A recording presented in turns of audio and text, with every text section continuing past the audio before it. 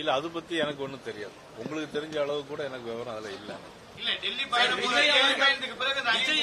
விஜயை பாஜக மிரட்டி சிபிஐ விசாரணைக்கு என்று அழைத்து கூட்டணிக்குள் இணைப்பதற்கான முயற்சிகள் நடப்பதாகவும் எதிர்க்கட்சிகள் தொடர்ந்து சொல்றாங்க. பாஜக விஜயோட பேச்சுவார்த்தை எதுவும் நடக்குதா? உங்களுக்கான விருப்பம் இருக்கா? எதிர்க்கட்சிகள் என்ன வேணாலும் சொல்லலாம். இப்ப எதிர்க்கட்சியில் சொல்றது பூரா என்ன சொல்றாங்க?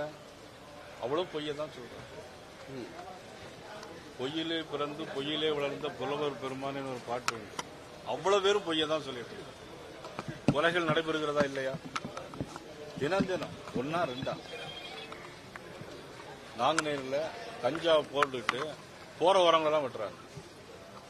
சரி, மறுநாள் பேப்பர் எடுத்து பார்த்தா சிவகங்கையில கஞ்சா போட்டுட்டு போற வரவங்களாம் வெட்டுறாங்க. இப்ப இது யாரு செய்யறாங்க? ஆளுங்கட்சி தானே செய்யுது. அது காரணம் என்ன? கஞ்சா தானே. ஒத்துக்கொள்ளுகிறீங்களா? நீங்க கஞ்சா தான்.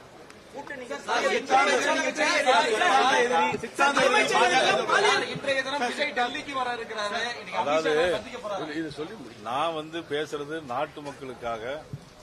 நாட்டு மக்களுக்கு என்ன நடைபெற்று என்னெல்லாம் நடந்துட்டு இருக்கு அப்படிங்கறத நான் சொல்லுவேன்.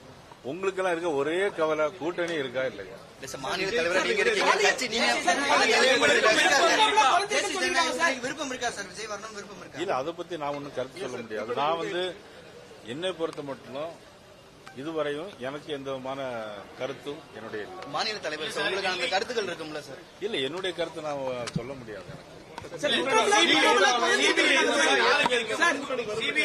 எனக்கு முன்கூட்டியே போகிறாரு. இன்னைக்கே டெல்லியில ரகசிய சந்திப்புலாம் வாய்ப்பு.